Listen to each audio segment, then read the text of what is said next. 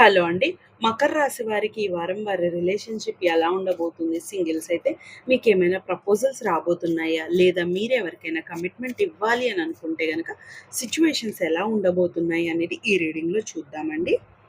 10 of పెంటకిల్ వచ్చిందండి మీకు. Singles అయితే గనక మీ లైఫ్‌లో న్యూ లవ్ అనేది ఎంటర్ అయ్యే అవకాశం అయితే కనిపిస్తుందండి.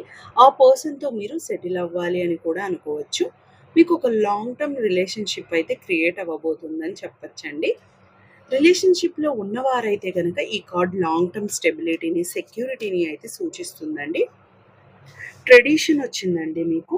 Create the tradition for to continuing the flame of love. మీ మధ్య ఉన్న ప్రేమనైతే అలానే ఉంచుకోవడానికి ట్రై చేయండి. మీ ప్రేమను అలానే కంటిన్యూ చేయండి. ఎవరికైనా పర్సనల్ రీడింగ్ కావాలి అని అనుకుంటే గనక డిస్క్రిప్షన్‌లో నేను డీటెయిల్స్ మెన్షన్ చేశానండి. ఒకసారి వెళ్ళి క్లియర్‌గా చదువుకొని మీకన్నీ ఓకే అవుతే మీరు నన్ను కాంటాక్ట్ అవ్వచ్చండి. మీకు కనుక నా రీడింగ్ నచ్చితే do like, comment and subscribe అండి. Thank you.